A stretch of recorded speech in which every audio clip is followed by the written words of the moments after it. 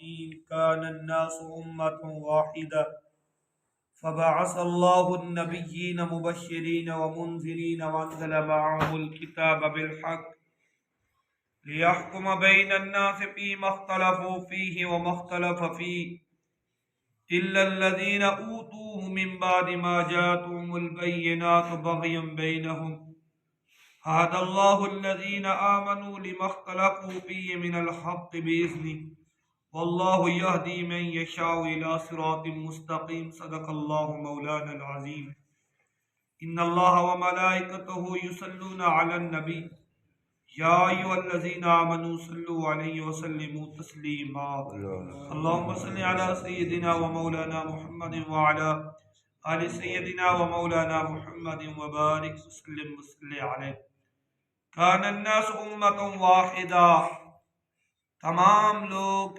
ایک دین پر تھے۔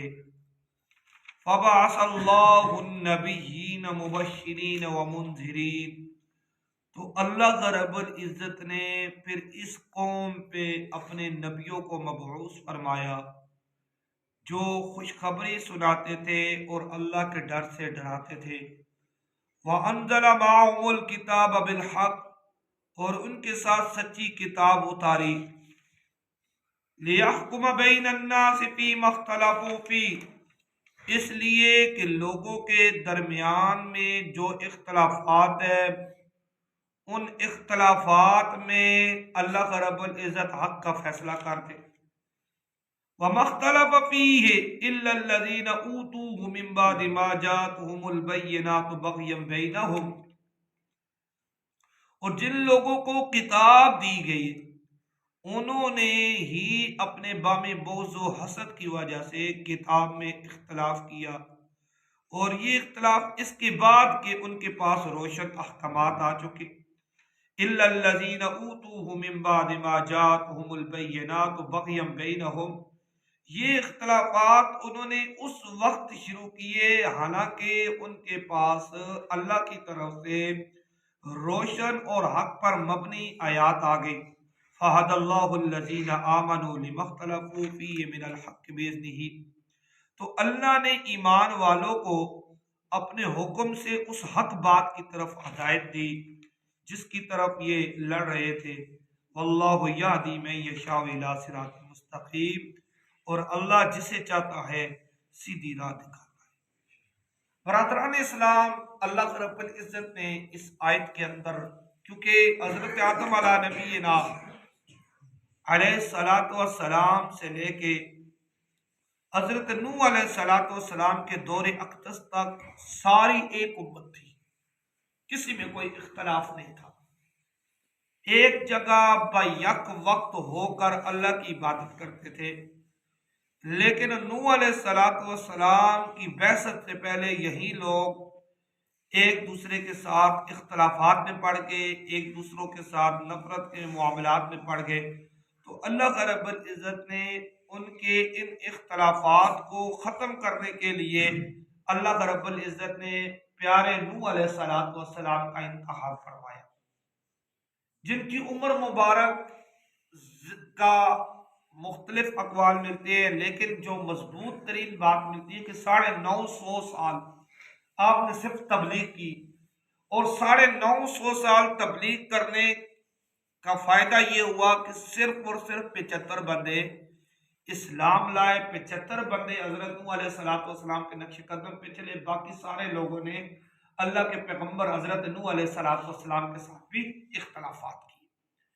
تو اللہ رب العزت نے فرمایا ہے کہ یہ معاملات اس طرح کے تھے کہ اختلافات کا سلسلہ پھر ایسا شروع ہوا، پھر قوم اسرائیل آئی، مختلف قسم کی اقوام آئے، تو ان لوگوں نے بھی پھر اختلافات کا سلسلہ رہا، پھر یہی سلسلہ حضور علیہ السلام کی امت میں بھی آ گیا، اور جب حضرت عثمان غنی رضی اللہ تعالی عنہ جب تک موجود تھے، سیدنا صدیق اکبر، سیدنا عمر فاروق، سیدنا عثمان غنی، یہ 3 شخصیات جس وقت تک موجود تھے صحابہ اکرام میں اختلاف تھے لیکن کم تھے، مخالفت کی حد تک کام نہیں بڑھا تھا، لیکن جب اسی قوم نے حضرت عثمان غنی رضی اللہ تعالی عنہ کو شہید کیا۔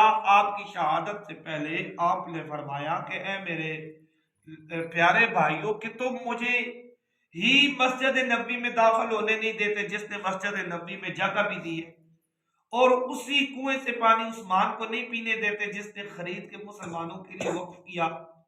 میں جانتا ہوں کہ تم لوگوں نے مجھے شہید کر دینا ہے، لیکن یاد رکھو اگر مجھے شہید کر دو گے قیامت تک تم اکٹھے نماز نہیں پڑھ سکو، تم نفرتیں کرو گے، لیکن مجھے پتا ہے تم نے باز نہیں آنا ہے۔ حضور علیہ الصلوۃ والسلام میرے پاس آئے ہیں، اللہ کے پیغمبر حضرت عثمان غنی کے خواب میں آئے، 40 دن مسلسل روزہ رکھا، نہ کچھ کھانے کو ملا نہ کچھ پینے کو ملا، سارا اختیار ساری بادشاہی ہونے کے باوجود باغیوں نے آپ پہ پانی بھی بند کر دیا، آپ پہ کھانا بھی بند کر دیا۔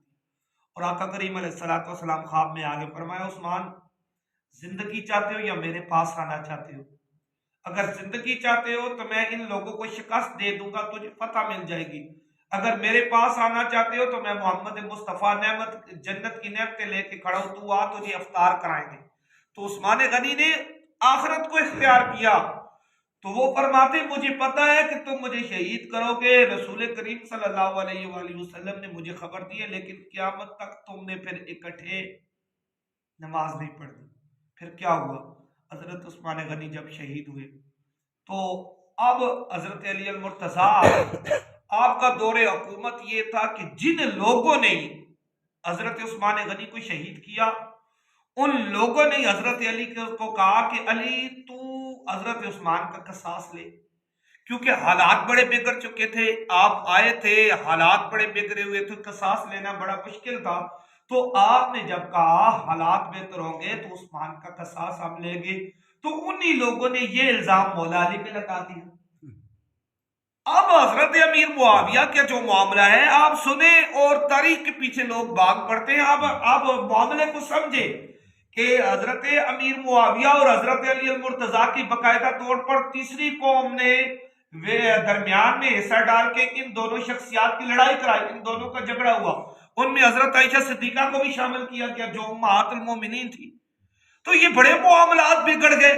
میں یہ عرض کرنا چاہتا ہوں اس آیت کے زمرے میں آپ کو سمجھانا چاہتا ہوں کہ اختلافات کس حد تک بڑھ گیا۔ اب اسی اختلافات کو مد نظر رکھتے ہوئے مٹانے کی کوشش کرتے کرتے مولا علی کو بھی اسی سازش میں شہید کر دیا گیا، کیونکہ درمیان میں سازش اور تھی، درمیان میں معاملات کو خراب کرنے والے لوگ اور تھے تاکہ نام حضرت معاویہ کا آ جائے، اور حضرت معاویہ تک حضرت علی المرتضیٰ کے اختلافات ڈالنے والے دوسری قوم تھے۔ اب دیکھیں دو بندے ہو نا، ان کا آپس میں اختلاف ہو، تیسرا بندہ جائے گا نا پہلے کے پاس، وہ کہے گا مثال کے طور پر مولوی اویس تجھے یہ کہہ رہا، اور پھر اس کے دل میں نفرت ہو جائے گی۔ اب دوسرا بندہ جو ہے وہ میرے پاس آئے گا کہ فلاں تیرا دشمن مولوی صاحب تجھے یہ کہہ رہا تھا۔ تو تیسری قوم نے ان کے درمیان اختلافات ڈالے رکھے، یہاں تک کہ معاملات بڑے بگڑ گئے۔ حضرت علی المرتضیٰ کو حضرت امیر معاویہ خلافت سے ہٹانا چاہتے تھے، آپ نے خلافت سے نہ ہٹے، یہ معاملہ اسی سلسلے میں رہا کہ حضرت علی المرتضیٰ کو بھی شہید کر دیا۔ اب معاملہ آ گیا حضرت علی کے بعد۔ اب میں آپ کو بتانا چاہتا ہوں کہ آج تک یہ معاملہ کیوں بگڑا ہوا ہے، آپ اس حقیقت کو سمجھنے کی کوشش کریں۔ یہ معاملہ کہاں سے بگڑا تھا؟ آج امت کیوں نہیں اکٹھی ہو رہی؟ ایک کہتے ہیں میری فلاں کے پیچھے نماز نہیں ہوتی، دوسرا کہتے ہیں میری فلاں کے پیچھے نماز نہیں ہوتی، ایک کہتے ہیں فلاں یہ ہے، فلاں وہ ہے، فلاں اس طرح پڑھتا ہے، فلاں اس طرح کرتا ہے۔ کیوں یہ معاملہ کس وقت سے بگڑا؟ اب جب حضرت علی المرتضیٰ کو شہید کیا گیا تو سارے صحابہ حضرت امام حسن پر متفق ہوئے۔ حضرت امام حسن خلافت پہ جب آئے تو اب جب حضرت امام حسن آئے تو اب حضرت امیر معاویہ اور حضرت حسن کا اختلاف شروع ہو گیا۔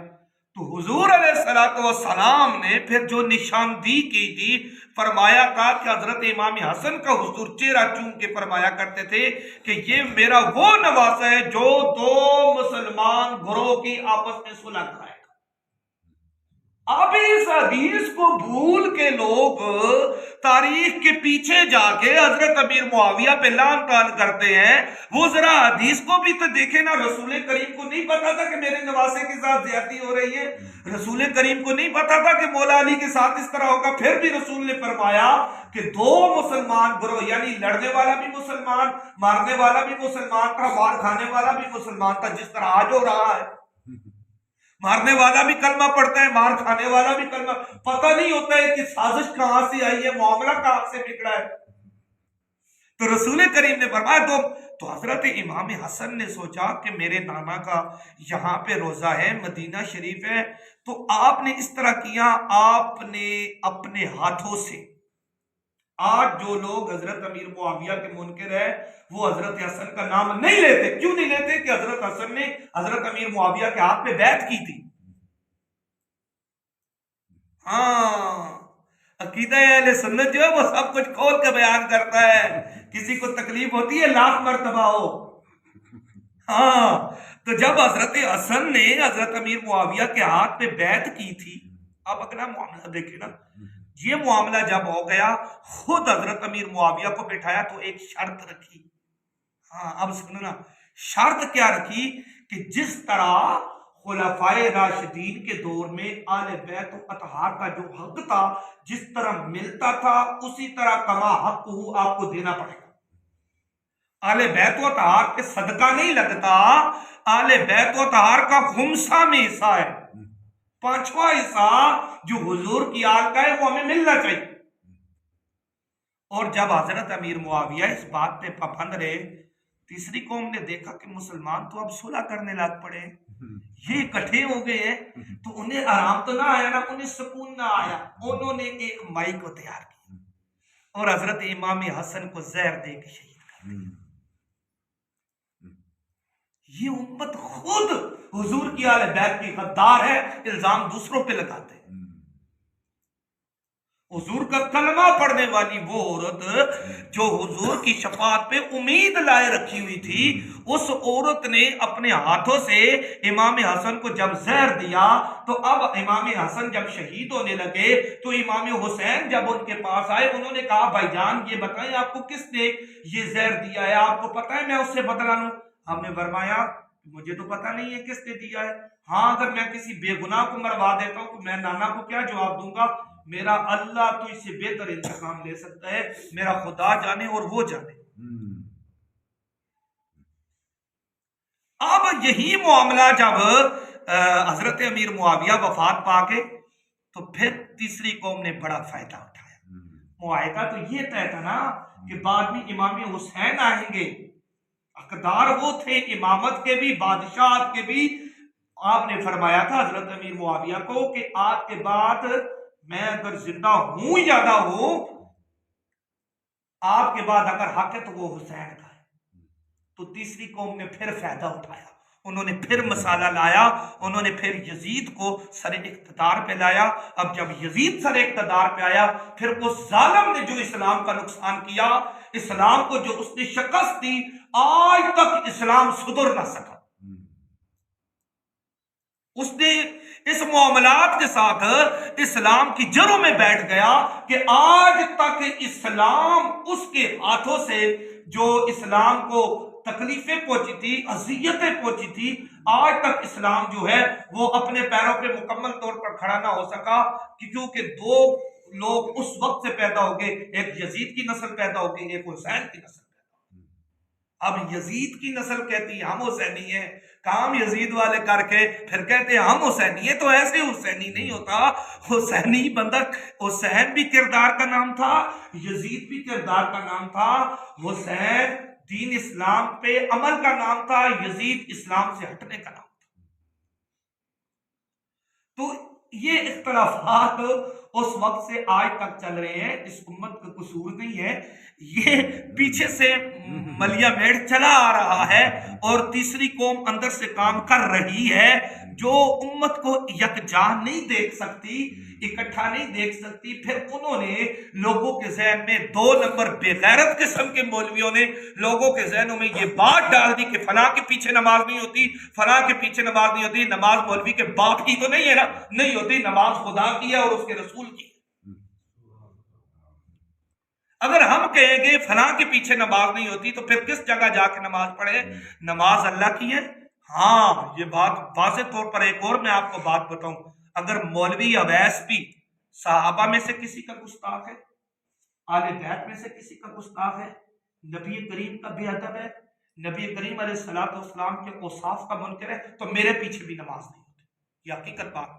کوئی اگر کسی کی ذات کو گھٹاتا ہے, کسی کی توہین کرتا ہے, کسی کی بے ادبی کرتا ہے, کسی کی گستاخی کرتا ہے, اس کے پیچھے واضح طور پر ہمارا اعلان ہے ہماری نماز نہیں ہوتی, کسی بھی مسلمان کی نہیں ہوتی. باقی اگر آپ نے منہ سے نہیں سنا ہے, کسی کے زبان سے آپ نے نہیں سنا ہے, تو آپ اللہ کی رضا کے لیے اس کے پیچھے نماز پڑھیں, نماز ہو جائے گی. اس کے گناہ اس کے سر پہ ہے, اس کے سیاہ کرتوت اس کے حساب پہ ہے. آپ نے نماز پڑھی, آپ کو اللہ جماعت کا ثواب دے گا. باقی اگر کوئی کردار کا ماڑا ہے نا, تو اللہ نے آپ سے نہیں پوچھنا ہے کہ آپ کردار کے ماڑے کے پیچھے کیوں نماز پڑھے تھے. اللہ نے اس سے پوچھنا ہے کہ تو خبیث مصلی امامت پہ آیا, تو اس قابل تھا بھی یا نہیں. ہم مسئلہ آپ کو سمجھ آ رہا ہے؟ اس بندے سے پوچھا جائے گا تو میں رسول کے مصلی کے قابل نہیں تھا, کیوں کھڑا ہوا؟ کیوں کھڑا ہوا؟ آپ پڑھنے والوں کی تو نماز ہو جائے گی. تو اللہ اس امت کو ہدایت عطا فرمائے. اللہ وہ دور دوبارہ لے آئے جو خلفائے راشدین کا دور تھا, جب سارے یکجا تھے, اکٹھے ہو کے نماز پڑھتے تھے. تیسری قوم کی نہ نسل ختم ہو رہی ہے, نہ امت میں شیطانیت قیامت تک رہنی ہے نا. کیونکہ اللہ اتنی وڈی دوزخ بڑھائی جی تے اس ابھی نہ پڑھنا سنا تے سارے آقا دے جنت تے کہنے جے تے او جڑی اتنی وڈی دوزخ بڑھائی تے کون ویسی اتھے بھی تے چاہ بسکٹ ہو سننا تو وہ بھی تے کئیاں کھانے نا.